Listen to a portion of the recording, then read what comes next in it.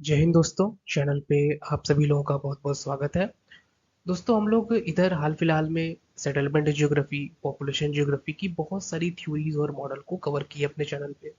हम लोगों ने थ्योरीज और मॉडल्स पे बहुत डीपली बात की, उनके हिस्टोरिकल बैकग्राउंड को समझा, उन थ्योरीज की रेलिवेंसी अभी कितनी है इस एस्पेक्ट को भी देखने का प्रयास किया।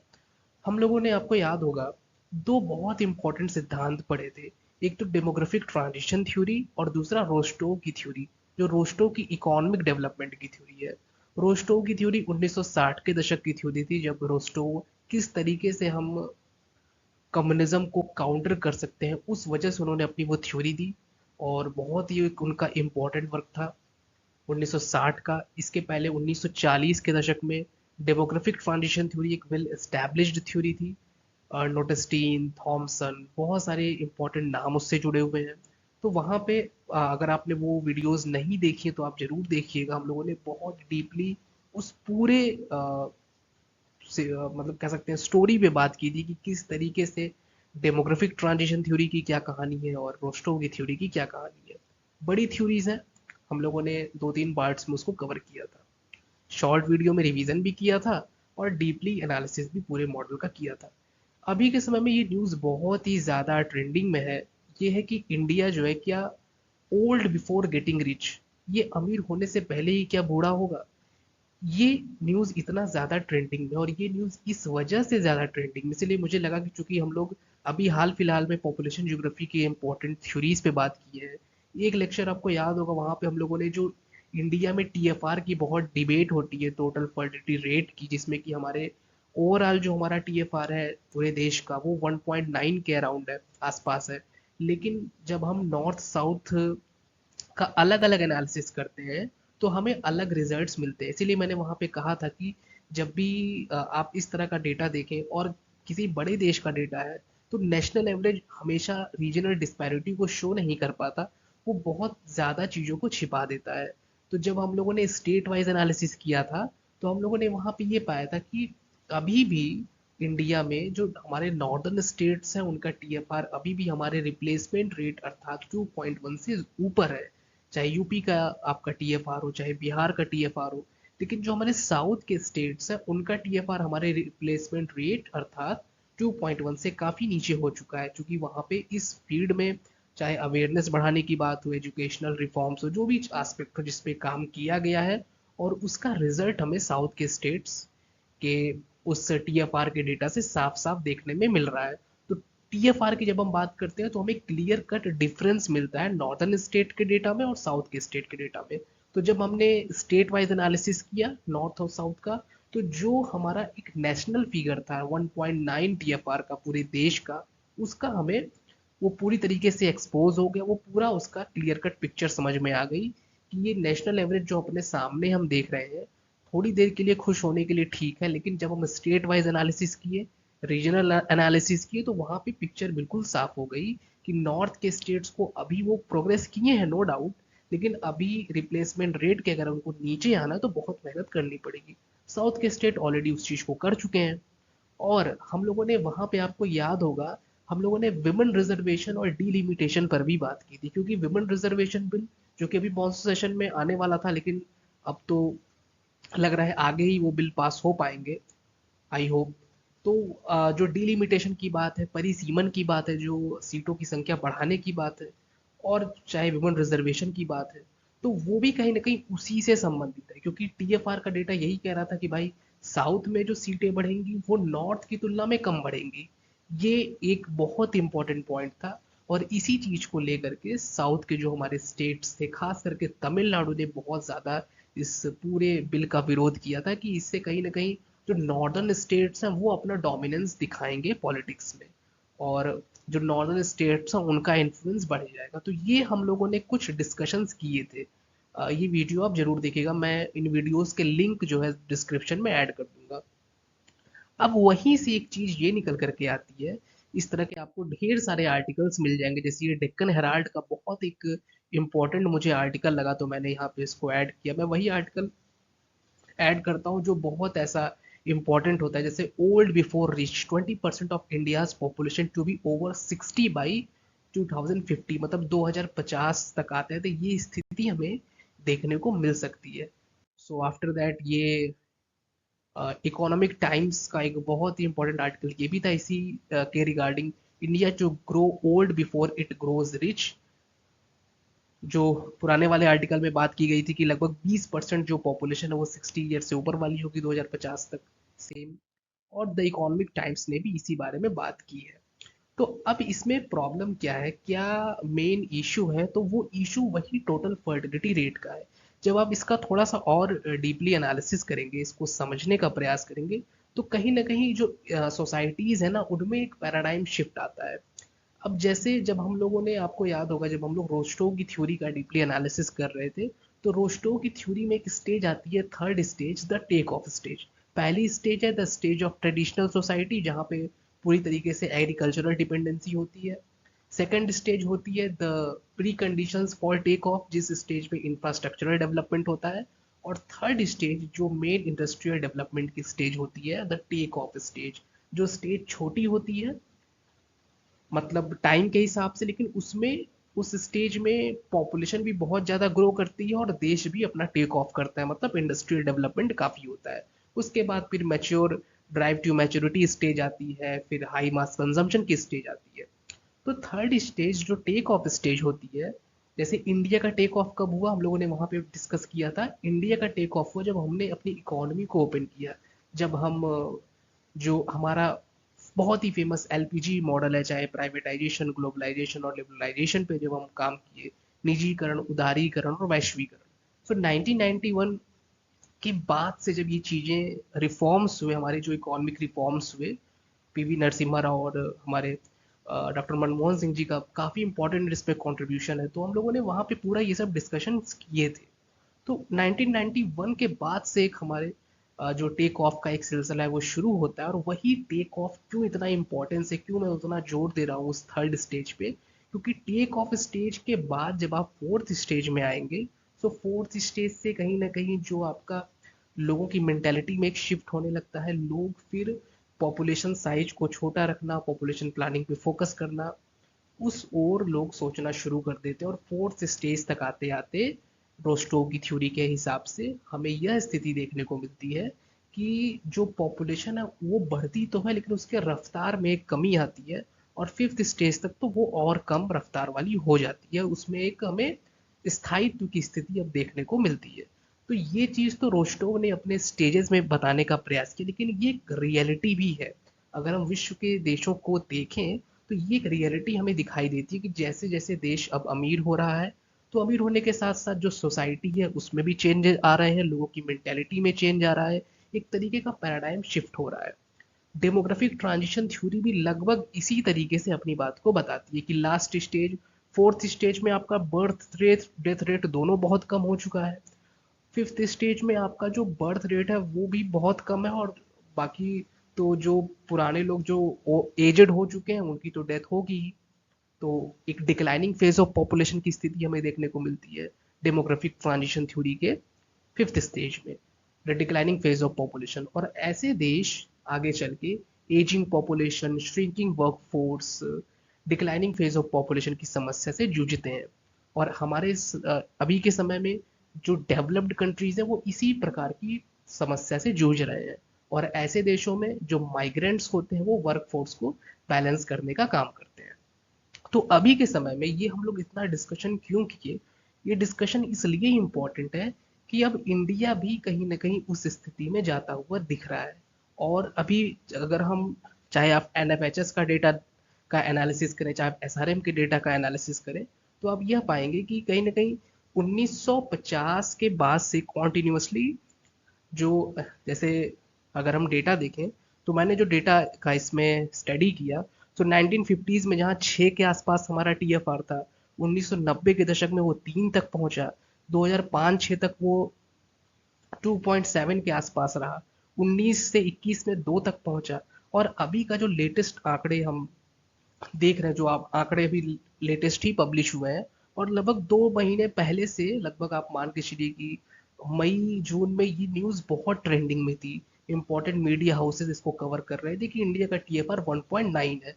तो कहाँ 1950s में 6 था, अभी 6 कहाँ पे है? अभी 6 है। आप सोचिए कि अफ्रीका, एक वीडियो आपको याद होगा, एक तो हम लोगों ने टीएफआर वाला वीडियो किया था। उसके पहले एक वीडियो में हम लोगों ने जो बहुत सारे देशों में एजिंग क्राइसिस आ रहा है, वहां पे हम लोगों ने बहुत सारे देशों का डेटा देखा था।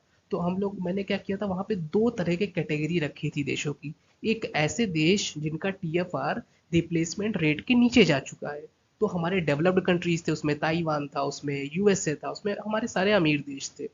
लेकिन वहीं जब हम लोगों ने गरीब कुछ ऐसे पुअर कंट्रीज का डेटा देखा जो बहुत समस्या वाली स्थिति में है, तो हमने अफ्रीका की बहुत सारी कंट्रीज का डेटा देखा जहां पे जिनका टीएफआर 5 से ऊपर था।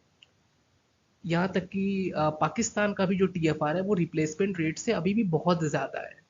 बांग्लादेश का टीएफआर बिल्कुल रिप्लेसमेंट रेट के बराबर में हम लोग को मिला उस समय लगभग में।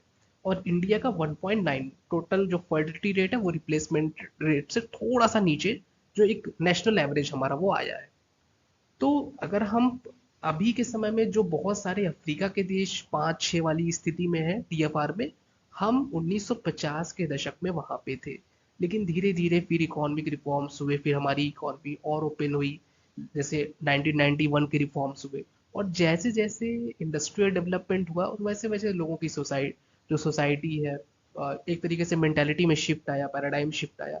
और इन सब चीजों ने कॉन्टिन्यूसली हमारे टीएफआर को डिक्लाइन पे लाने का काम किया। और इसमें सबसे इम्पोर्टेंट एक कंट्रीब्यूशन 1970 और 80 के दशक में, जो हम लोग, आपको याद होगा जब हम लोग नियो माल्थूजियन कॉन्सेप्ट को डीपली समझ रहे थे, और वहां पे हम लोगों ने चाइना की वन चाइल्ड पॉलिसी को भी देखा था। तो जो 1970 का दशक था, 1980 का दशक था, उस समय फिर जो पूरे वर्ल्ड में एक ऐसी वेव सी चली कि देशों को अपनी पॉपुलेशन को कंट्रोल करना पड़ेगा, नहीं तो ओवर पॉपुलेशन से प्रॉब्लम्स क्रिएट होंगी, ऐसी ऐसी एक तरीके से वेव सी चली। और बहुत सारे देश जब अपनी पॉपुलेशन पॉलिसीज पे काम किए, तो वो इस ओर फोकस करने लगे। इसके पहले जब आप बहुत सारी देशों की पॉपुलेशन पॉलिसीज का एनालिसिस करेंगे, जैसे कि अगर आप चाइना की पॉपुलेशन पॉलिसी देखेंगे 1950 के दशक में माओ जेडोंग के टाइम में, तो एज सच कोई पॉपुलेशन कंट्रोल पे बात की ही नहीं गई थी, बल्कि पॉपुलेशन ग्रोथ को एक पॉजिटिव वे में देखा गया था। जैसे जब हम लोग एंशियंट व्यूज, मर्केंटलिस्टिक और फिजियोक्रेटिक व्यू की बात करते हैं पॉपुलेशन ज्योग्राफी में, प्री माल्थस वाले एरा में, तो वही चीज हमें माओ जेडोंग के टाइम में देखने को मिलती है। लेकिन जब डेंस जियाओपिंग का टाइम आता है, तो हमें स्थिति अलग मिलती है। वो वन चाइल्ड पॉलिसी लेकर के आते हैं, क्योंकि 1970 का दशक, 1980 का दशक, यह वह समय था जब पॉपुलेशन कंट्रोल पे सरकारें बहुत फोकस कर रही थी, क्योंकि यह वह समय था जब नव मातृत्ववाद अपने चरम पे पहुंच चुका था। तो इंडिया में भी इमरजेंसी के टाइम में जो फोर्सफुल स्टरलाइजेशन हुआ, उसका इसमें बहुत बड़ा इम्पैक्ट था। और इसके साथ ही साथ उसके बाद हमारी 1976 में, फिर 76 के बाद जो और अलग अलग पॉपुलेशन पॉलिसीज आती रही समय समय पे, उस पे हमारे पॉपुलेशन कंट्रोल को एक इम्पॉर्टेंट विषय के रूप में देखा जाने लगा। तो ये एक इम्पॉर्टेंट था नियो माल्थूजियन कॉन्सेप्ट का, और हमारे कह सकते हैं कि उस पूरे समय का, इस समय ये इस तरह की चीजें फेमस हो रही थी। अब अगर हम नॉर्थ के, अभी तो हम लोगों ने देखा कि किस तरीके से हमारा टीएफआर कॉन्टिन्यूसली कम हुआ है। जो 1.9 हमारा ग्लोबल एवरेज है, नो, जो हमारा नेशनल एवरेज है, वो पहले की तुलना में 1950 की तुलना में काफी कम हुआ है। इसके बाद अगर हम स्टेट का भी देखें, तो यूपी में 2005-6 में 3.8, 15-16 में 2.7, 19 से 21 में 2.4, और अभी जो डेटा है वो 2.4 के आसपास का है। और अगर हम बिहार का देखें, तो 2005-6 में जहाँ 4 था, वो अभी का जो डेटा है वो लगभग 2.7, 2.9 के आसपास का डेटा आपको टीएफआर का बिहार का देखने को मिलेगा। तो यूपी और बिहार जो कभी अर्ली 2000 में 3 और 4 के टीएफआर के आसपास में थे, वो अभी किसने पे हैं, 2.5, 2.8 वाली रेंज में है। तो इनके टीएफआर में भी कमी आई है। तो जो अभी हम इनका टीएफआर देख रहे हैं 2.5, 2.7, ये पहले की तुलना में, अर्ली 2000 की तुलना में काफी कम हो चुका है। तो ये एक प्रोग्रेस को दिखा रहा है। हालांकि साउथ के स्टेट्स ने बहुत अच्छा वर्क किया, उनसे नॉर्थ के स्टेट्स काफी लर्न कर सकते हैं चीजों को, लेकिन नॉर्थ के स्टेट्स भी अपना वर्क इसमें कर रहे हैं, नो डाउट। और यही चीज कहीं ना कहीं इस ओर इशारा कर रही है कि इंडिया अब उस स्टेज में जा रहा है जिस स्टेज की बात हम डेमोक्रेटिक ट्रांजिशन में भी करते हैं, जिस स्टेज की बात हम रोस्टो की थ्योरी में भी करते हैं, कि इंडिया अब कहीं ना कहीं अपना जो कदम है वो डेमोग्राफिक ट्रांजिशन की फोर्थ स्टेज में या रोस्टो की थ्योरी की फोर्थ स्टेज में बढ़ाता हुआ दिख रहा है। अभी हम कहते थे कि इंडिया थर्ड फोर्थ के बीच में कहीं पे है, लेकिन अब अगर हम डेमोग्राफिक ट्रांजिशन के केस में देखें तो इंडिया अब फोर्थ स्टेज की ओर बढ़ रहा है। और इन फ्यूचर अभी देखिए, अभी डिक्लाइनिंग फेज वाली स्थिति तो हमारी नहीं आई है। डिक्लाइनिंग फेज वाली स्थिति तो चाइना की है, डिक्लाइनिंग फेज की स्थिति हमारे बहुत सारे पश्चिमी यूरोप के देश है वहां की है। लेकिन अभी हम लोग एजिंग पॉपुलेशन वाली स्थिति में आगे आने वाले समय में जाएंगे, और हमारा जो डेमोग्राफिक डिविडेंड है वो डिविडेंड वाली डेमोग्राफिक डिविडेंड की स्थिति भी हमारी हमारे पास नहीं होगी, वो जनसांख्यिकी लाभांश जो है वो भी हमारे पास नहीं होगा। तो that is also very important point. 2050 तक का जो डेटा अभी आया है कि 60%, सॉरी 20% जो पॉपुलेशन है वो 60 से अबव एज वाली होगी। तो ये जो पूरा एक सिनेरियो बन रहा है ये कहीं ना कहीं इस और ट्रेंड को शो कर रहा है कि जो एजिंग पॉपुलेशन का फेज है वो कहीं ना कहीं इंडिया को अब उसका सामना करना पड़ेगा। और इसके बाद अगला स्टेज क्या है? Declining phase of population. Fourth stage में हम एजिंग क्राइसिस से जूझते हैं, लेकिन फिफ्थ स्टेज में उसका कहीं ना कहीं एक उन लोगों की डेथ होती है तो पॉपुलेशन में डिक्लाइन आता है। तो बहुत सारे देश जो डिक्लाइनिंग फेज में जा चुके हैं, हम अभी डिक्लाइनिंग की बात नहीं कर रहे, डिक्लाइनिंग तो बहुत सालों बाद आएगी, लेकिन अभी एटलीस्ट 2050 तक हम उस एजिंग क्राइसिस वाले केस में आएंगे। तो ये एक नेचुरल चीज है, और हमारा कहीं ना कहीं जो लाइफ एक्सपेक्टेंसी इंक्रीज हुई है, मेडिकल फैसिलिटीज में इम्प्रूवमेंट हुआ है, इस चीज को भी ये चीज शो कर रही है। तो ये एक बहुत इंपॉर्टेंट न्यूज़ थी, इसलिए मुझे लगा कि इसको कवर करना चाहिए, क्योंकि ये सिर्फ न्यूज़ नहीं है। ये जो हम लोग इतने मॉडल्स पढ़े, इतना डीपली हम लोगों ने थ्योरीज पढ़ी, ये उसी से कनेक्टेड चीज है। किस तरीके से टीएफआर के डेटा में डिफरेंस है, हम लोगों रीजनल जब हम देखते हैं तो एक हमें उसकी अलग पिक्चर मिलती है। तो ये बहुत एक इम्पॉर्टेंट पॉइंट था कि हम जो इम्पोर्टेंट आर्टिकल्स न्यूज़ में देख रहे हैं, इतना ज़्यादा इस पे डिस्कशंस हो रहे हैं कॉन्टिन्यूसली कि इंडिया क्या उस एजिंग क्राइसिस वाले फेज में जा रहा है। तो जी हाँ, निश्चित तौर पे ये तो नेचुरल ही है, क्योंकि इंडिया जिस तरीके से ग्रोथ कर रहा है तो निश्चित तौर पे वो चीज़ तो आनी ही थी। और ये ज़रूरी है कि अब हम किस लेवल पे अब इसमें काम करेंगे, क्योंकि देखिए एक चीज बहुत इंपॉर्टेंट है यहाँ समझने वाली, माइग्रेशन का सिनेरियो। जो हमारे अमीर देश हैं जो अभी बहुत हाईली डेवलप्ड है, उनके सामने भी एजिंग क्राइसिस है, लेकिन वहां पे चूंकि बाहर से माइग्रेंट्स इतने आते हैं काम करने, उनका इकोनॉमी इतनी स्ट्रांग है कि वो एजिंग क्राइसिस से वो मैनेज कर लेते हैं।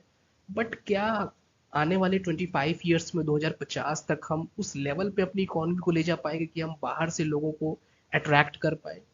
उस लेवल पे इंडिया में चीजें हो पाएंगी? ये एक क्वेश्चन वाली चीज है, क्योंकि अगर इकोनॉमी को एजिंग क्राइसिस होने पर अगर आपको इकोनॉमी को बैलेंस करना है और अच्छे लेवल पे ग्रोथ करना है, तो माइग्रेंट्स का इंपॉर्टेंस बहुत होता है। चाहे हम मिडिल ईस्ट में बात करें, चाहे हम यूरोपियन कंट्रीज की बात करें, चाहे हम यूएसए की बात करें। So the importance of migrants is like you cannot ignore the importance of migrants in the developmental aspect of any country, especially the country who are facing the problem of shrinking workforce, economic, especially in the field of economic development। तो economic development के aspect में तो जो shrinking workforce का पूरा scenario ये बहुत ही खतरनाक है। तो इस पूरे केस में इंडिया की क्या स्थिति है? क्या हम लोग भी उस डेवलप्ड कंट्रीज जो है उस तरीके से माइग्रेंट्स को हम अट्रैक्ट कर पाएंगे? ये एक बहुत इंपॉर्टेंट चीज होगी, जो कि देखने वाली चीज होगी कि अपकमिंग 25 ईयर्स में किस लेवल पे इस चीज में काम होते हैं।